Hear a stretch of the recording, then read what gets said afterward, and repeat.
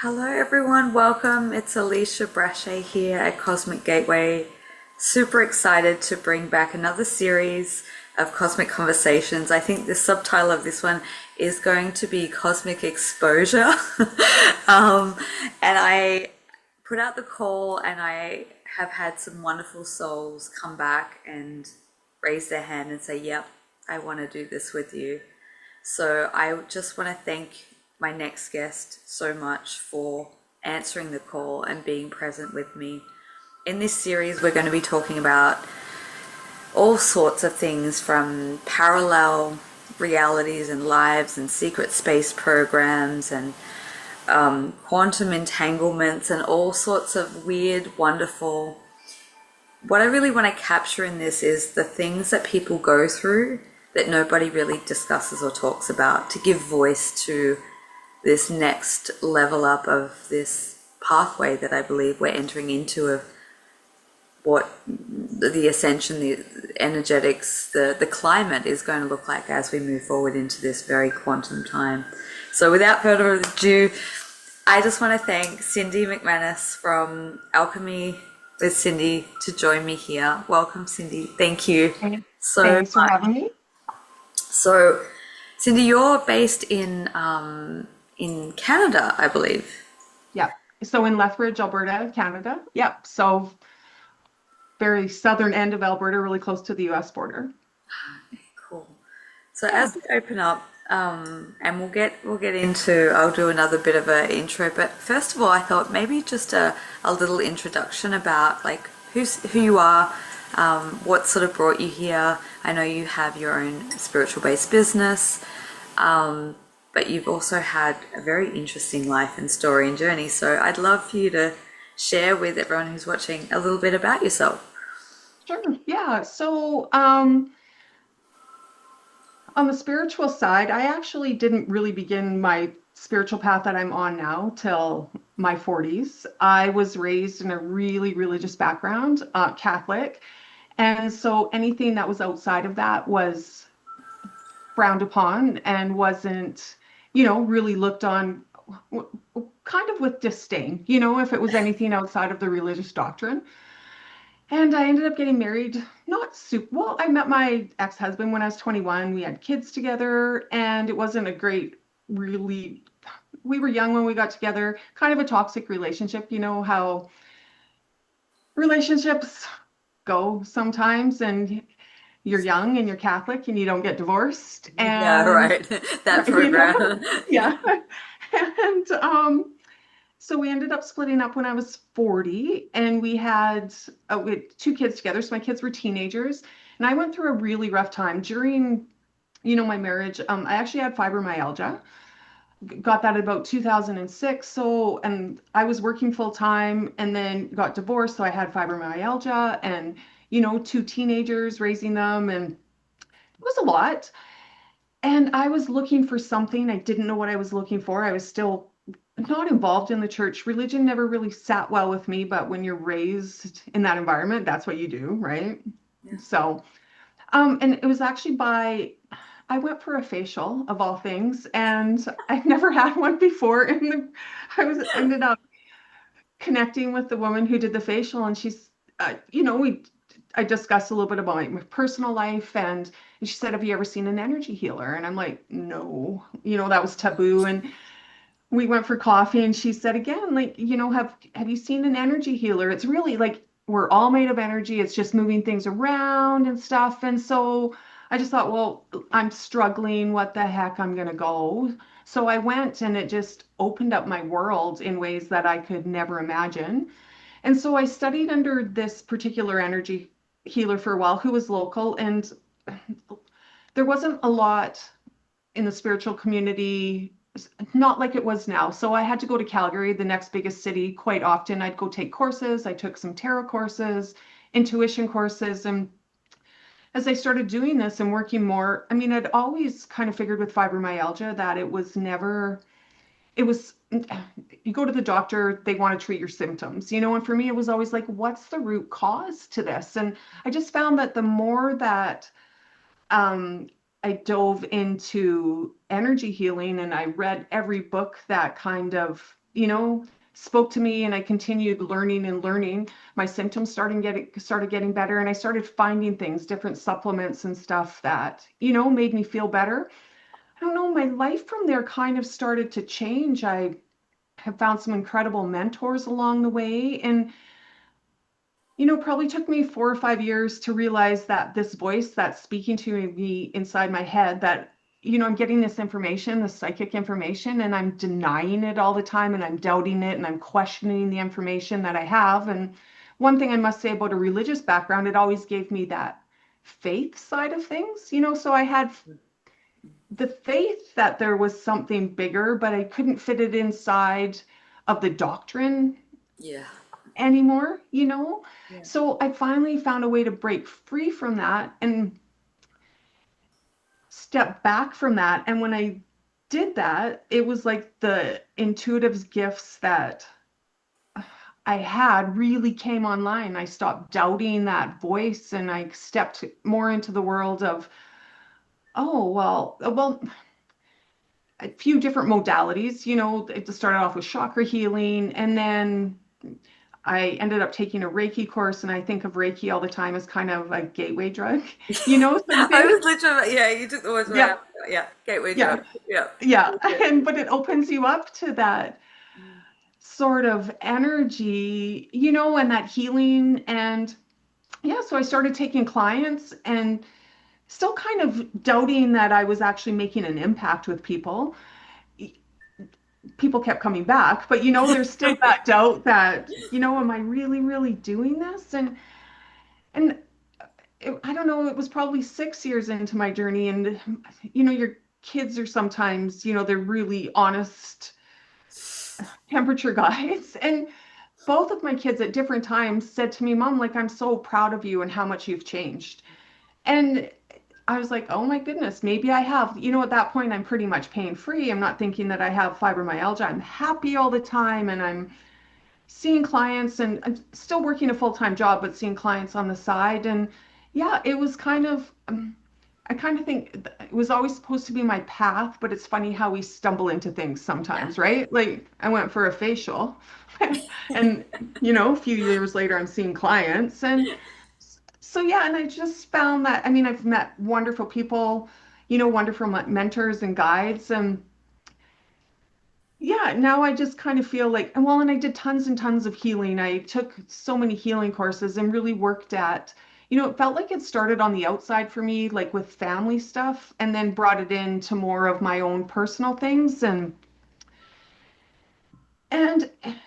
yeah, I mean, it's when you hear that it's a journey, like it really is a journey. But I also feel like when I started this, and it wasn't terribly long ago compared to, how some people have been doing this for 20, 30 years, it feels like in the last 5 years, things have just like gone incrementally faster, right? Like people Hmm. are coming online, they're healing faster, and these doing all these things. It feels like when I started, like it was a struggle, to get through stuff. And now it's like, bang, people are just shifting. So that's really incredible to see too. So yeah.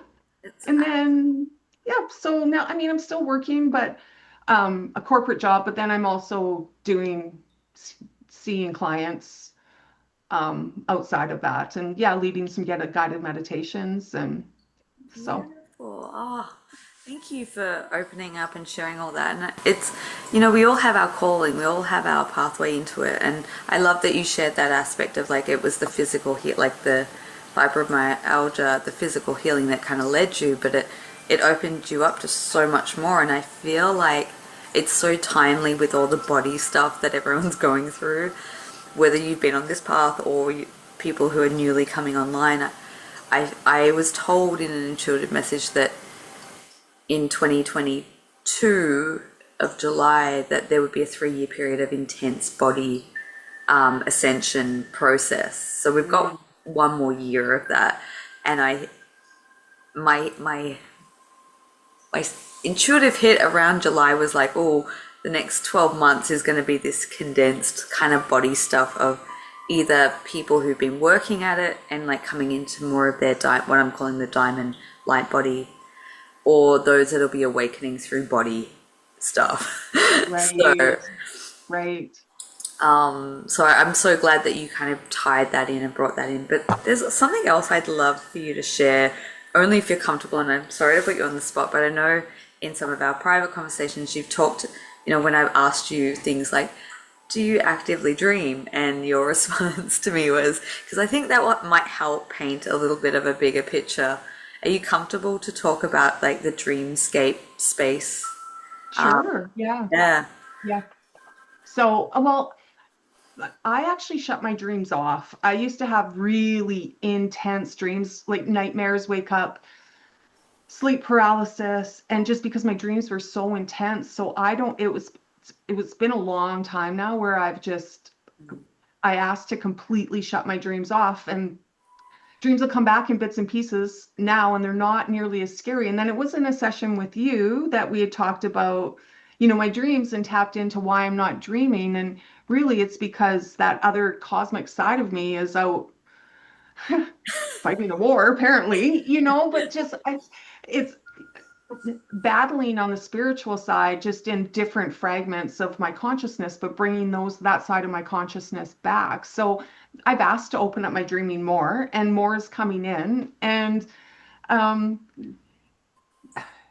yeah, I'm going to share this. I had a dream last night, actually this morning, and it isn't spiritual, but it is spiritual. So my dad passed away in 2014, and um, when he passed, my mom had passed away before that. It was something, it was kind of a blessing. He was really suffering. So it was kind of a blessing that he passed away. But when I woke up this morning, I remembered my dream. I had a dream about him. And then I dreamt that he died in my dream. And I wasn't upset about it until I woke up, because when I woke up, well, he was in my physical space because I remembered him. I could hear his voice, and it was as if I was interacting with him. And it was just an interesting aspect on how our loved ones can come and visit us in our dreams. And it was so real. And I woke up really upset, crying, just missing him so much, because in the moments in my dream, I remembered him fully. So when I guess where I'm going with this is like our dream space is like we think it's just dreams, but I know it was my dad visiting me in my dream. He was coming to, yeah, I mean, there's messages that I don't know. It's just part of it for me as well. I talked about the religious thing. It's kind of like making peace sort of thing, because I always worried, your parents always play such a big role.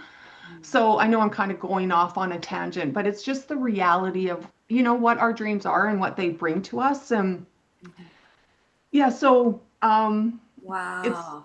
then we go into that, yeah, that dream space itself. I just think too, like I know like your dreams are almost prophetic, right? Sort of things sometimes, Sometimes, yeah. in a sense. Yeah, and as we tap into that dream space more, I think, and get more comfortable with it and heal and look past the scary side of things, there's real messages in them. Does that make sense, what I'm saying? Oh, yeah, 100%. I'm so glad you brought up that experience that you had with your father. I mean, I'm sorry that it brought grief, but what a beautiful experience to have. And if I can extend a little bit from that, Yeah, please. I often dream with loved ones who've crossed over in varying degrees. My two beautiful soul canines, Luna and Ari, pretty much every night. Like, I'm not talking about like once in a while. Like, it's, and I had an ex-partner of mine from my 20s who passed away, and often he'll come and give me comfort and guidance. And what I've been shown in my dreams, I know this is a bit out there, but I remember in the grieving process, especially around losing Ari, I was like, I dream about him every night. So in other realities, he's still alive. It's Right, only in this timeline or this reality that he's not physically here. right. So then in my mind, I was like, well, I want to get And some of the prophetic dream, I believe that a prophetic dreams is I've had dreams in the new earth or the shifting into the new reality where there are a more physical, tangible essence of some of our loved ones who are actually on that side that we're moving Right, towards. That's my belief, from right. what I've been shown, and I think this theme about dreaming about loved ones is, I think, not. And when I say that, I don't believe that every person that's passed is a part of that new reality, but I think some are significant and they are helping guide that process. So I don't know if that rings true to you at all, but Yeah, absolutely it does. I know for me, because I have a pretty strong meditation practice. And that was one thing I didn't say when I was telling my story. Like, that was one thing that really helped me as well. I started meditating and it was terrible to begin with. I put headphones on and I'd put on Delta Baits or, different frequency headphones and blast them and try and stay awake for 5 minutes. And, I think though, like it was hard, but that also changed my space. So where was I going with that? Oh, so I was just talking, when I meditate now, because I meditate daily, sometimes twice a day, I always ask my loved ones that are here for my highest and best and the highest light. Those are the ones that come forward, ask those ones to assist me and come forward. yeah, Because it's just like in the real world, we don't always, people are at different levels of ascension where they're at. And I believe that's same with when you pass on, you're not always at the highest level of ascension. So that's what I like to do is call in those ancestors and yeah, lineage that are at the that are at the yeah, highest light, right? yeah, Walk in the light. that are at the evolved space that can. That's Yeah. right. That's I can right. think of many people Okay. I know who have transitioned that I wouldn't be calling a mama. Right. Yeah, that's right. Oh yeah.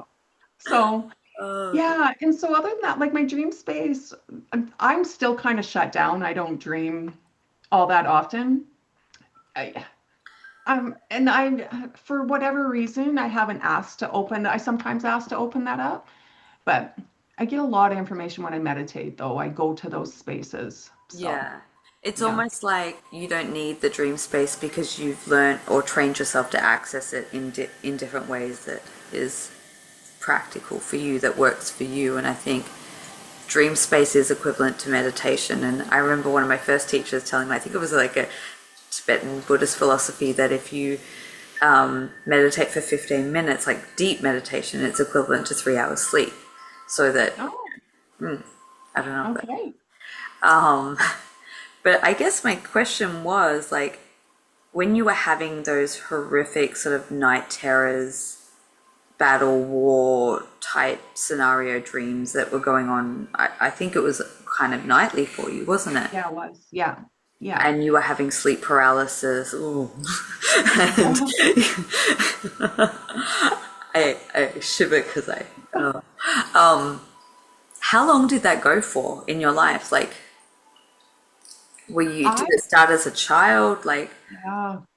I yeah, remember being 4 or 5, and the majority of the dreams, the terror would always end with me, and the paralysis was always being chased in my dreams. yeah. So, yeah, I think that started probably around 4 or 5, and I was always being chased. My legs wouldn't work, my voice wouldn't work, and then I'd wake up paralyzed because I couldn't move. So probably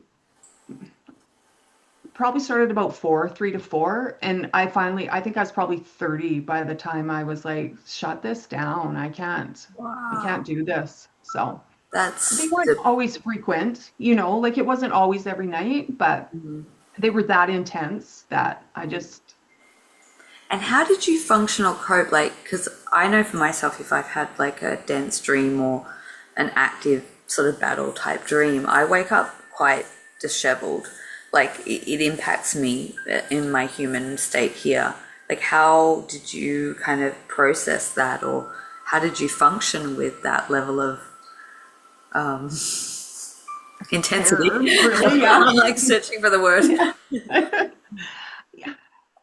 When I look back at myself then, I think I think I just shut down a lot of it. Um, when I look at my life now, I was really shut, or like before compared to how I am now, I was pretty shut down emotionally. And so I think I compartmentalized that side of things because it would be intense. And then I would try actively not to, you know, how your mind goes back to dreams, just Yes. to push that down. I didn't want to think about it. And so I would just kind of continue on my day.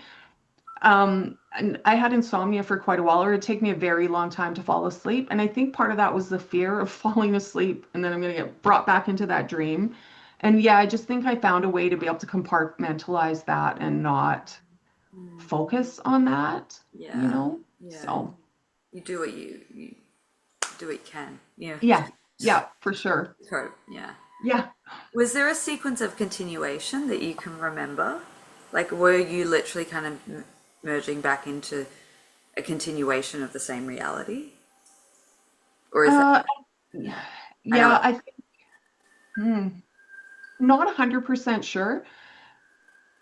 I think so. I think yeah, many times I would jump back into a different version of the same dream. yeah. Yeah. Wow. I, I really appreciate you sharing all that. And I know it's not easy stuff to bring back up, but it's kind of putting a voice to, yeah, the weird and wonderful of segue into. Yeah. So, I thank you for sharing all that you have. It's really wonderful. And did you want to share anything more about like your meditation practice and like how you access information? Is there anything relevant before we go into the next segue aspect of this conversation? I just I just kind of think that, you know, if people are looking for a place to start with spirituality, I always recommend meditation. And I think there's different forms of meditation. I think active meditation, you know, because you're always taught to meditate where you should shut down your brain. But, you know, I think that the active meditation itself is when you sit down, even if your brain is active, your body knows in that space. And so your body has that chance to relax. And and your subconscious, that unconscious part of us, still has the ability to go into that meditative state, even if your brain can't get there. That's Mm, always my recommendation to people. Like, how do I start? Well, start by meditating. And whether it's, and I'd like to give my experience of how hard it was for me to start. And like that 5 minutes of just training yourself and taking it up to 10 and minutes. And, you know, when information started to drop in for me, I was still in my doubting phase then. And I think it's really important for people to begin to trust the voice that they have in themselves, you know, and that information that they're getting. And now sometimes, like most of the time now, when I sit down to meditate, I have a little process that I go into. Like I feel my crown open up and my energy just um, come in. Sometimes I ask for specific things to be shown specific things. And a lot of the time the information comes. There's lots of times that it doesn't come, but then it shows up in my world in a different way afterwards. mm. I, Thank you for I'm, sharing that. That's, yeah. yeah, I yeah, had a conversation this morning and I literally said the same thing. I'm like, dedicate exactly what you said, 5, 10 minutes to a certain question. If it doesn't show up in the meditation, bet your bottom dollar it will show up. Like you put the question out, so it will come back. yeah, yeah. Yeah. And yeah, and in time, right? It's not we just because we want to know it doesn't mean we're going to receive the information that we want to know. Unfortunately. So, yeah.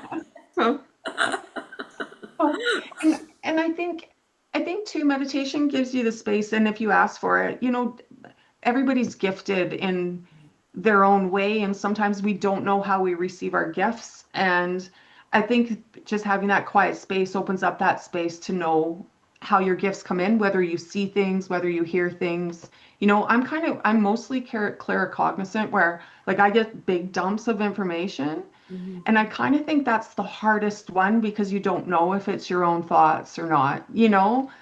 Um, so yeah, lots of times I get these big claircognizance dumps of information and I have to process it and I'll journal it afterwards. I'm taken places in meditation, different realms, realities. It's hard to explain, when you go there. But yeah, I've been taken different places. And I just find the practice has just been part of my life for so long that and now I almost expect to get taken somewhere, right? Or it doesn't work that way either. So, but yeah, that's how my information comes in. It's mostly Yeah. in just a dump, Mm. and it's a knowing at that point. Yeah. So Yeah. And I've seen that firsthand. So, um, one of the reasons why we're opening up this conversation, and I'm so grateful for you because I know this is like a little bit out of your comfort zone. Um, we had a quantum session, a quantum merging session about a month ago. I don't know, time, give or take. And sometimes I have these where, so just in the quantum merging session, it's not me accessing information, it's me facilitating the person receiving information. Just to give you a bit of context. And sometimes I have these sessions where something phenomenal happens and it leaves my jaw dropped to the floor and it leaves an impression on me that I can't stop thinking about it. And I know for me, when that happens, it's because there's important information to share. So Cindy was that let's go. that month ago. Say it. And I asked her afterwards if it was okay to share some of the information because what she had described throughout the session, well, her soul stepped forward and facilitated and shared this information, correlated with so much of things that I had witnessed, seen, and known, that it just like it pricked me as truth the entire way through. So when Cindy approached me and said, my soul would like to speak more on this topic, I was like, oh my God. I was like so excited that we could kind of unpack some of that information, and just what you brought through was incredible. And it's going into the topic of the pods. So did you want to share a bit about like your experience with like prior to the session? Because you'd had that experience. Yeah, yeah.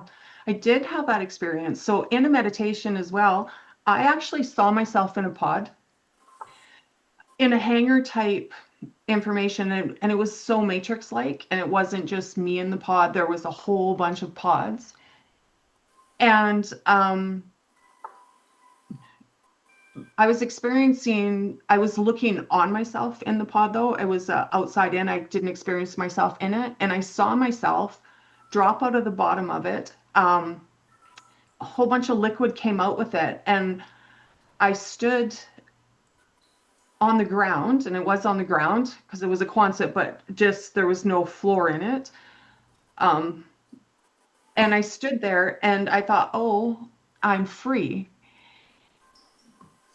And I watched myself run out of the Quonset and onto a bridge. And in my meditation, I recognized the bridge as moving into the 5D.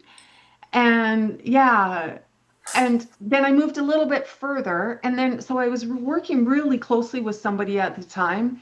Mhm. And I turned back and I watched her also fall out of the pod. And then she ran with me and we ran together. And then we were in this field, and that's where things kind of ended. And I had no idea about pods before that. I was going to Nothing. say, I'm like, what was your reaction to that?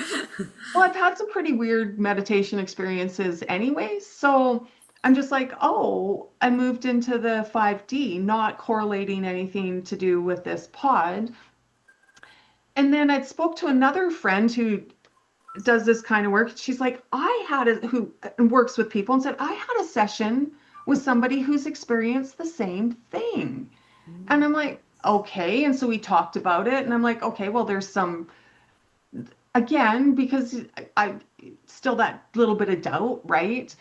Mhm. I'm thinking, so that's validation for me that what I was seeing was something that was truthful.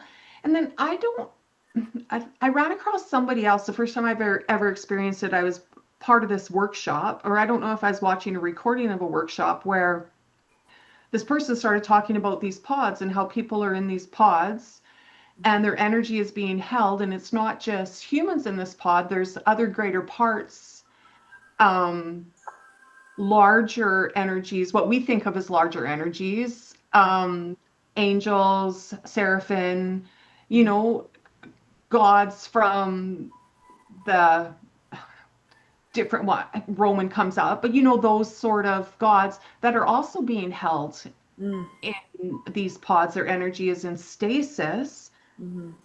And I knew for me, from my experience, that that pod that was holding me wasn't anything that was a good place to be. And so um yeah, I'd kind of left the experiences behind. I didn't look too much more into it. And then you and I talked about it. Well, you had talked about it. I was following you and you talked about it with um these pot well, and so I knew it was harvesting energy. I guess I should say that. Like I knew it was harvesting energy, but I hadn't really seen any beings or anything harvesting the energy. And then when you and I talked, yeah, I'd seen you talk about it, then I'm starting to get these knowings that, oh yeah, it's definitely an energy harvesting thing. And people are breaking out of these pods, but it's I don't know if it's not happening as fast as it should be, but the people that are the energy that's being held in these pods, there needs to be assistance for Yeah. Oof. yeah, for this Sorry, to my body happen. reacts to things. Yeah, yeah. It's all good. And so yeah, and then when you and I had that session together, I mean, my high self has come. I've channeled a couple times before, and I feel like when I'm working on people and having a session, that's not me coming through. That's my high self because information comes through that when you know what it's like that it's not coming from you like my own personal brain because I'm like that's not stored anywhere sort of thing, right?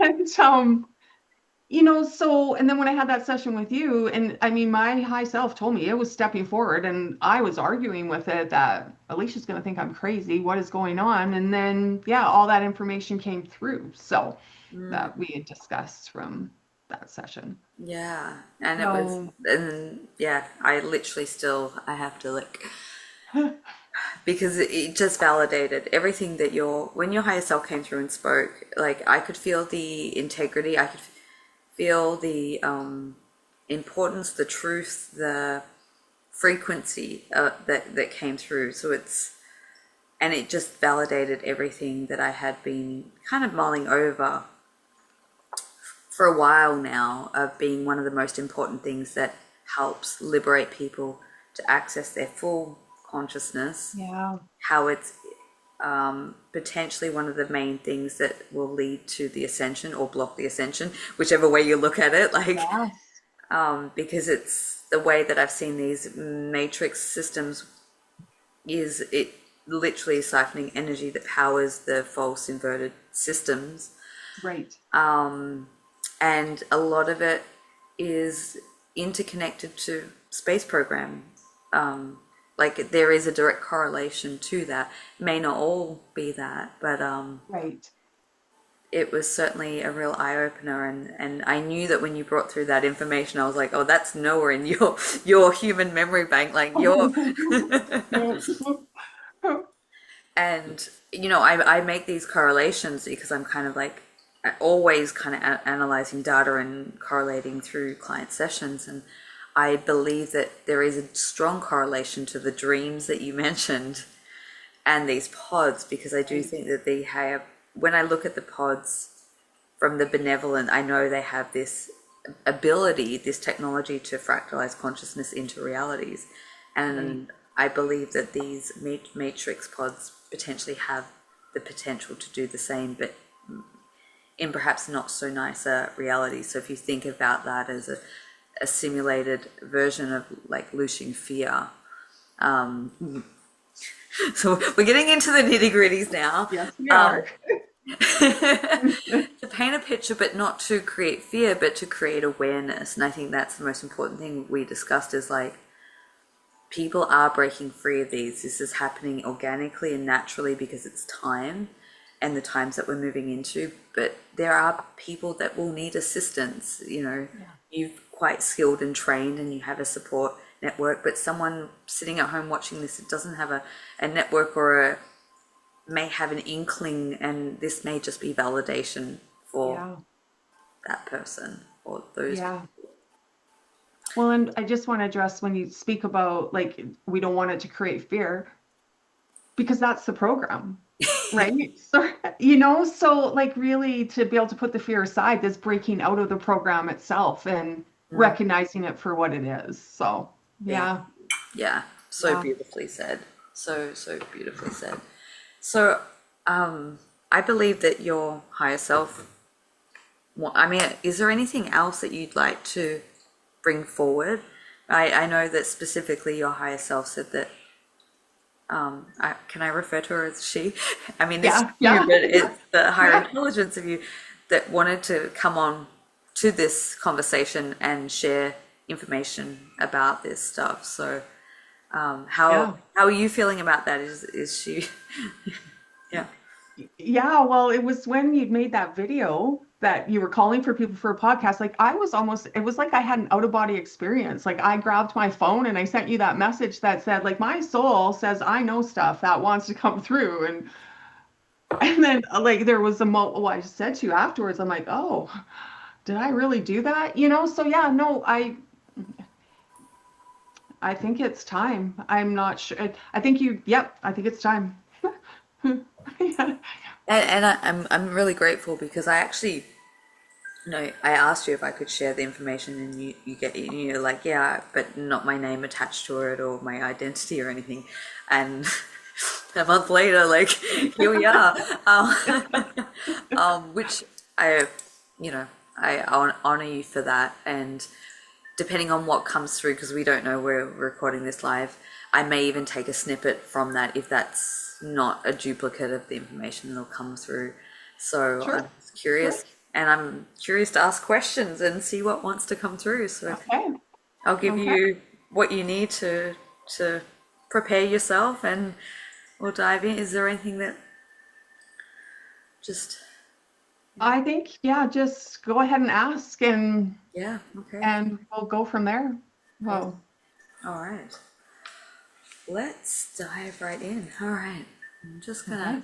settle I'm gonna in. take a drink. Yeah, me too. Yeah, or just, yeah, give yourself a moment and just settle in. And we want to thank Cindy's higher self for coming for. Oh, I can almost feel like the presence of mind just like pushing in, like this keen excitement. Yeah. I can actually feel the curiosity of yeah, it's like there's many that is kind of stepping forward. I guess we want to just set the intention for, 100% truth frequency that to come through, to enlighten, to give us information, to share, that will help inspire people, to help them become unstuck or unplugged, and to help set them on their highest path and trajectory for the greatest good of humanity, the ascension, and the highest timeline for all. Okay. All right. So I guess whenever we're ready, I'm just curious to, maybe we'll start the question or start opening the dialogue about what what what wishes to be shared more about these pods. What do we need to know about these matrix pods? Um, well,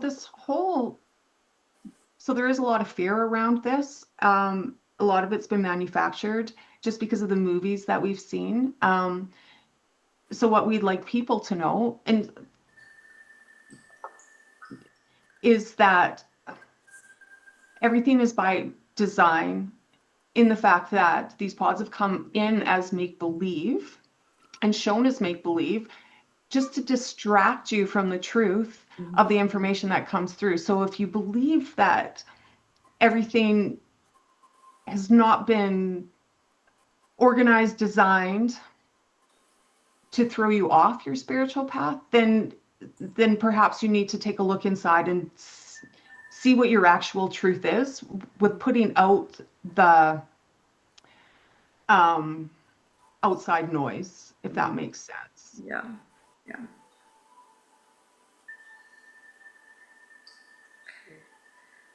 Thank you for that.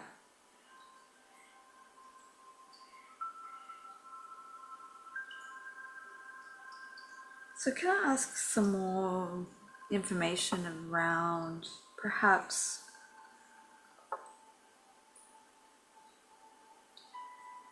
maybe, first of all, maybe speak to the liberation of souls coming out of the pods? Yeah. So as we spoke before, when we were in our session, Cindy was in her session about the speed of people coming out of the pods. If the liberation is happening in stages, so people are coming out of pods that are bringing this information forward. If all the energy that was in the pods was released all at once, it would almost, the best term is to say that it would blow a circuit. Mm-hmm. And it would be too much for people, too much for people's nervous systems. Right now, mainstream kind of spirituality is pushing the nervous system, and there's so much validity in keeping your nervous system calm. So if you think about all of this energy dropping through and you feel the energy frequency, it would almost be an overload of the circuit. So people are coming out of the pods, and as this information comes through and more people become released, there is a sequential effect to the things that are happening. So if you think, for people that are listening, if they think that their energy is in a pod, it doesn't mean that it's going to stay there, that it's not going to be released. Or as a practitioner, if you see all of this energy in a pod, all of these souls, these beings being trapped in pods, don't think of them as being trapped, think of them as being ready for liberation. So there's a sequential process to this. This is part of this right now. What is happening is part of this sequential process of just bringing this online to people who need to hear this information first.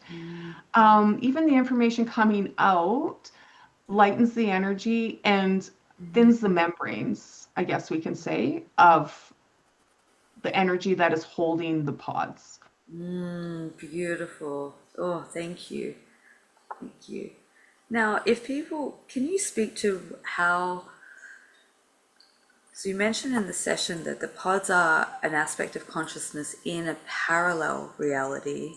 I don't know if there's more you can share about that. And also, what are some of the symptoms or recognizable attributes that people may experience in their current reality, human body, that would be a symptom of the pod, the effect of the pods? Yeah, as you spoke before about consciousness being fragmented. So this fragment in consciousness of you existing here, I'm just going to use you for an example of you existing here. If you were existing in a pod still, it's like your consciousness has been fragmented. That aspect of you is being held in a parallel dimension, whether it be on Earth, because there are pods that exist in a different layer on Earth in a different dimension, and then there are some off planet in different areas where this energy is being held. So yeah, it's a fragmenting of consciousness. It's almost, if you could think of your consciousness as a pie, as a pie full of water, actually. So if you split that pie full of water, part of it is solid, you take it away, the water still fills in the gap. And that's the same with this. They're just lighter versions, however, of each other. And this fragmented part of your consciousness is existing in this pod. Souls that have their energy trapped in pod, usually their gifts are more online. Because we don't want to take away the fact that every single soul on this earth exists with gifts that are meant to benefit others around them. But people who are more recognized of their gifts, but are much like Cindy, who have suffered from things like fibromyalgia, chronic fatigue syndrome, there's even a whole bunch of autoimmune conditions, which have compacted energy and have given you all of these physical symptoms. Those can be really good markers for somebody's energy who is actually trapped. Okay, perfect. Autoimmune, yeah, thank you. I wondered about that. What about emotional or mental? How does it affect the emotional and mental, if any, side effects? Um, a lot of low level depression from people who are in pods where, your energy can get to a certain level, but it's not maintainable. And that low level depression comes in. And so there's also a lack of worthiness program that is running through. So, and you see it in people who exude a lot of confidence on the outside, but on the inside, there's still those deep feelings of unworthiness and depression, and they can't seem to get out of their own way. Mm-hmm. High levels of potential, but lower levels of execution to be able to get there. Um, Often a stuckness. It's like they hit a ceiling all the time. They feel inside like they're always hitting a ceiling. Mm-hmm. Can be a really good determining factor of energy being fragmented and elsewhere. Wonderful, thank you. Would you shed some light on like how many or location? Like, is there anything that, if only if it's relevant, of where some of these pod stations or locations are, or how many people, souls are we talking about? Mm. Hmm. Off planet in Mm-hmm. the dimension which you would consider off planet where souls are upwards and more than 700,000 um, on a layer where your current level of understanding is at, we'll just say 700,000. Mm-hmm. There's different layers and Yeah. different levels of being trapped in pods where almost all of humanity's consciousness has been fragmented at a certain level. Thank you. Thank you. So everyone essentially has been impacted. Correct. Thank you. I mean, there's been souls that have come to this earth that aren't impacted, and that's where the clarity comes through. And there's often prophetic messages, and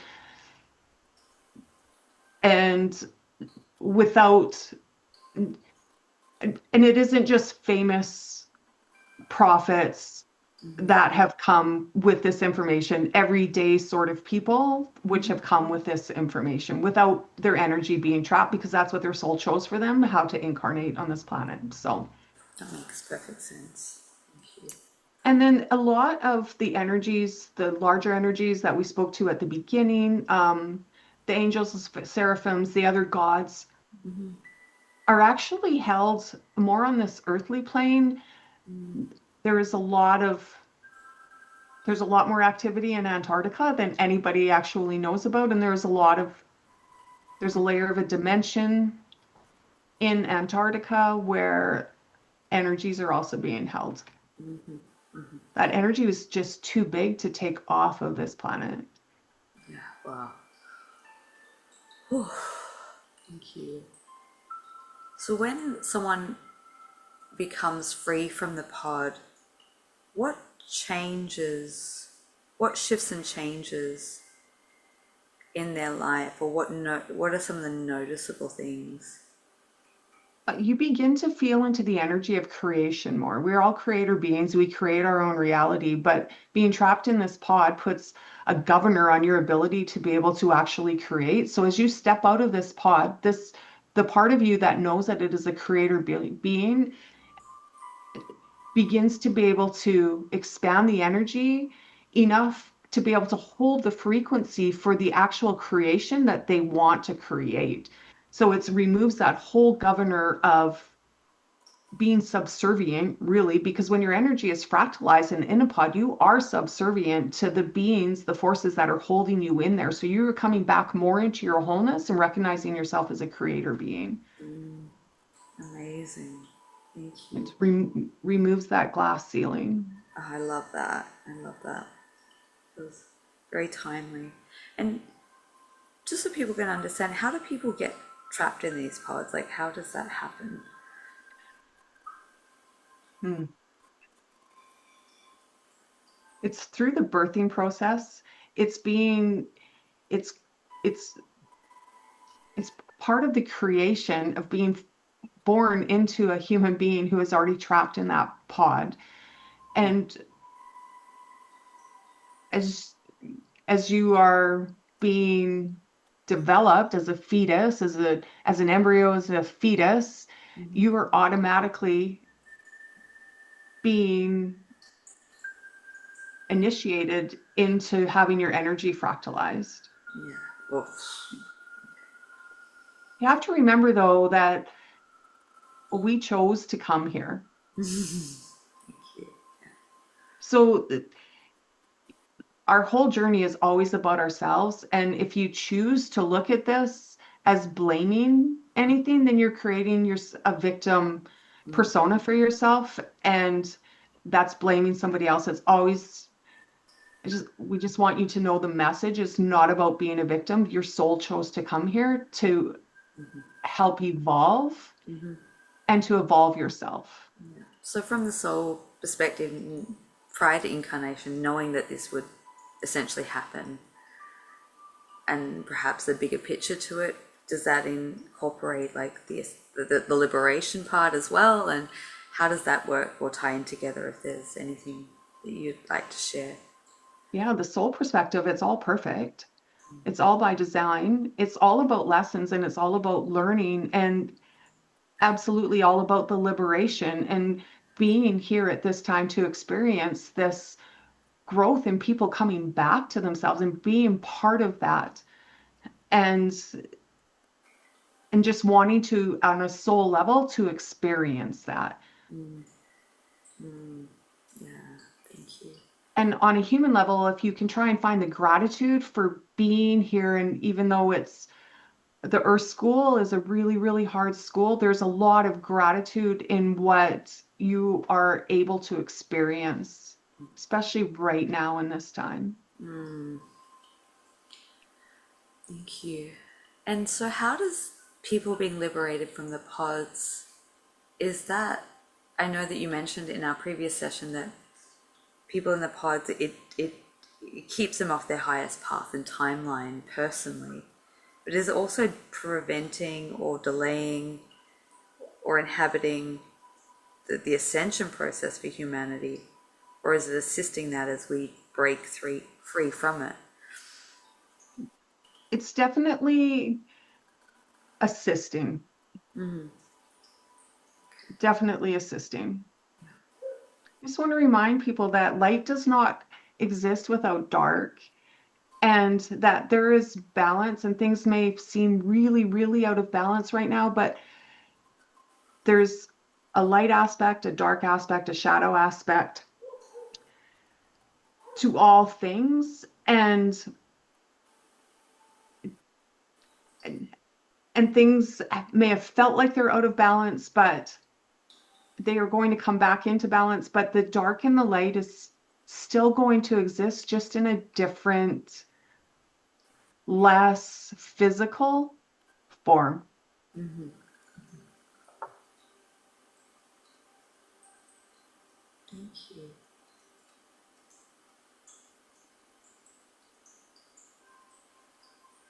So I guess, as we're coming into, I mean, I could ask you a question of a day, but is there anything relevant of how it correlates to things like the secret space program, or is there anything that you'd like to share on the secret space program, of maybe things being wrapped up there or where things are at? Anything that may be relevant. Well, so there's a lot of information about the secret space program if you choose to look for it, and if you choose to feel into your heart what is true. Um, right now, in this particular interview, we're not going to go com Mm, completely deep into what the program completely entails, mhm, because there's so much information. But the veil from that is also being removed. And there's going to be even more awareness about what is actually happening and what has actually been happened, and how humanity has been pointed in one direction, but really humanity is in a completely different direction. And part of the energy of the people coming out of the pods is allowing for the lifting of the veil, because the energy is getting lighter, the frequency is getting higher, and there isn't the space for the lies so much in the higher frequency. And so the truth has to be revealed in this, as it will be in all things. But feel free to ask questions. Yeah.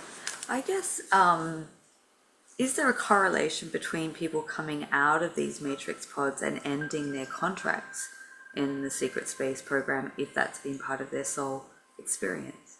Yes, absolutely. Absolutely. Um,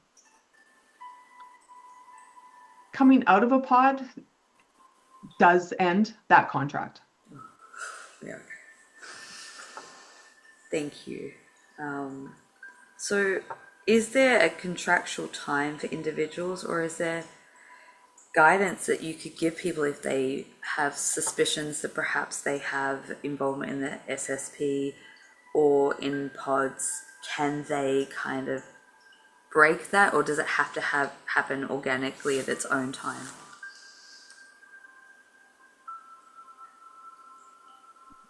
It's both. It exists both at the same time. The awareness breaks the contract. Um, and it is a specific timeline. It's both. Okay, all right, thank you.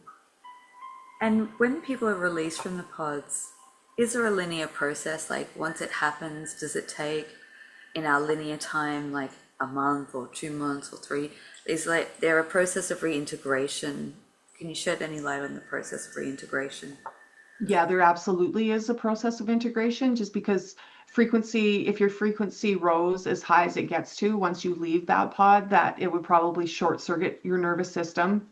Um, and it, because what this does, leaving the pods, it actually attunes you more to your gifts and allows for the crystalline light body activation that is coming in. So there, for some people, it could be 2, 3, 4 months. Other people, it could be longer. It is different for everybody.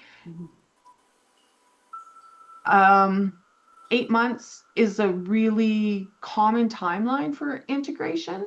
Yeah. As more people leave the pods, though, there's further integration that happens for people who have left the pods. It happens on a lower level, a lower physical level, but it's still the process of that integration. So, because as souls, we are all connected, and so the process, it's like a spider web. Pardon the term of spider web, because some of the beings that have you talked about, have been these are spider beings. Don't mean to digress, but if you imagine that spider web of light going through as people are escaping, it's like the spider web turns light. And so the people are reintegrating, and the people that are out are further integrating. Okay, that makes perfect sense. Thank you, and thank you for shedding light on the these spider beings. Are all the facilities controlled by them, or just some? Just some. Is there? I hate to make it personal. Is there anything personal in relation to my encounters in the pod facilities that you'd like to share any information on? Well, so often when you visit, they're aware of your energy when you're there.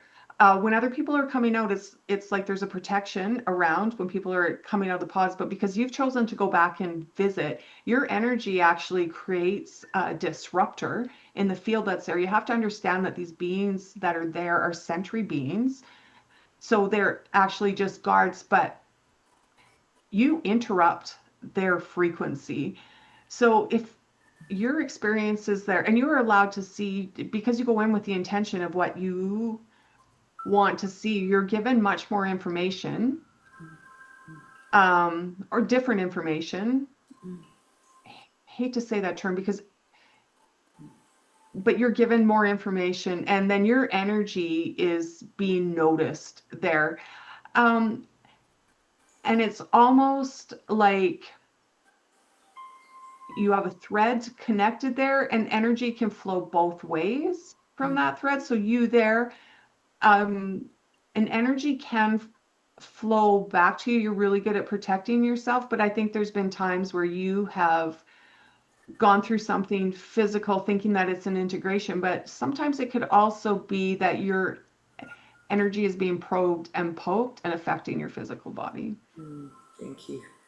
Thank you for, I really appreciate that. Um, just a confirmation. So, yeah, thank you. I guess my final questions is about the people being released. If there's numbers or how that looks in terms of the trajectory of the timeline for the ascension process. Like, is there anything that you can share about people being, well, yeah, being disconnected from their pod and how that influences light and the higher path and timeline? Well, as people do come from the top pods, and we did discuss this, and they have the ability to reach their highest timeline, it does create that ripple effect of more people coming out. Um, the year 2027 will be a mass exodus of energy being released from pods. So it's kind of grouped and tiered at the moment to the crescendo. Correct. Wonderful. Oh, I felt that. Thank you so much. Yes. Is there anything else? I think that's all for my questions right now. Is there anything else that you wish to share on this topic or any other topic that you feel is important before we close? Well, we just want to remind you, people that are listening, that time isn't linear. So, although the year 2027 is a date of possibility, time isn't linear. Things are happening on top of each other, although they are also happening on a linear level. It doesn't negate the fact that in between now and 2027, that if you have personal work to do, there's still personal work to do. So Mm-hmm. Mm-hmm. the message is to never get hung up on a specific date or timeline Mm-hmm. because we give the year 2027, it could be December 31st of 2027. Mm-hmm. It could be into 2028. It it belongs on a lot of it has to do also with personal choice. And if people are willing to accept the fact that they can take control of their own path Mm-hmm. and their own journey. Mm-hmm. Yeah. So the exit and also the personal responsibility in this reality here and now is like, Correct. yeah, beautiful. Can it be accelerated? I mean, time isn't so linear. I mean, is there a possibility this could happen sooner in the time that we understand it? Yeah, there is absolutely. Yeah, cool. But yeah, perfect. Is the more people aren't coming undone and talking about this, does that increase the possibility of an acceleration? An acceleration. Yes, if people could actually step back from themselves and stop worrying about what other people think and start speaking Mm, more towards what their personal views on this are, it could absolutely happen on an accelerated basis. But there's the program is fear. So it's about that personal responsibility for stepping around that fear, stepping through that fear, and being able to step forward and know your authenticity and bring your authenticity forward could absolutely accelerate mm, um, the path. mm. Amazing, amazing. Well, thank you so much for co-sharing and joining this space and sharing everything you have. I think it's so valuable and I really am incredibly grateful for you. And I hope that we get to have more conversations in the future. Yeah. Yeah. Whew, sorry, come back. Yeah. Yeah. Good. Thanks, Alicia. Wow. Thank you, Cindy. Oh, how are you feeling? Like, how's that transition for you when you kind of allow your higher self to step forward? And I think you work very similar to me. I think that's why we have that connection, because it's just that version of you that you're kind of bringing in additional information. So, Yeah. Yeah. yeah. Yeah, no, it's good. It's funny how, that still human side of you is still present. And he, my high self wants to flow, and there's me in the back saying, "No, don't say that." So, Yeah, yeah, yeah, yeah. there's that little, yeah, no, but I mean, well, you know what it feels like, right? The frequency rises, and it's an elated space Yeah. of I should be there all the time, right? So, Yeah. yeah, I think that's what we're working towards, isn't it? exactly. Yeah, exactly. There's less like I know when I first started channeling, it was such a like this experience and that experience, but now it's more seamless. It's an incorporation, it's an extension, and I think that's a beautiful thing. And I witnessed that in the way that you work and how you kind of bring forth that information. And I laugh too because like I'll be in the middle of a session and I'll be just streaming some information, and like your higher self, your humans kind of like in the background going, oh, don't say that. Yeah, I catch myself and I'll be like in the flow, and then all of a sudden I'll go, wow, that was fascinating. And then I'm like, yeah, okay, go back to it, go back to it. yeah, exactly. Oh, Yeah, exactly. So so well, and when you do it, like you're pretty seamless, and your eyes stay open and stuff. And I'm like my eyes closed. I can't because it's that human brain then gets involved too, right? Sort of thing. So yeah. I do work better with my eyes closed, but I've noticed this year I'm doing a lot more just, you know, eye opened, just working, doing the work. Right. Right. So it's changing. It's a bit like with quantum sessions. People are saying like hypnosis and quantum sessions where 10 years ago, like people would go under and then they'd have no recollection. They'd have to listen to the recording. Whereas now they're present pretty much the whole time. And that's been a trend that a lot of practitioners have noticed. So it shows how we're evolving, and it's an exciting thing. So thank you, Cindy, so much. If this information has resonated with you, all the details to connect with Cindy or myself will be in the description box below. I hope that this has been insightful and enlightening and inspiring. And I just hope that this information gets to the people that need it the most. So I honor you. Thank you, Cindy, so much. And yeah, please let me know if your higher self wants to come back and share some more because I enjoy it. Sounds good. Thanks so much, Alicia. I appreciate for creating such a safe space to be able to do this. I really appreciate that. So thank you. Wonderful. Thank you. And thank you everyone for watching. And until next time, get enlightened, meditate, get Yeah. yourself out of a pod. We're moving into some really, really profound times. So, mwah, sending much love and connect with you all soon.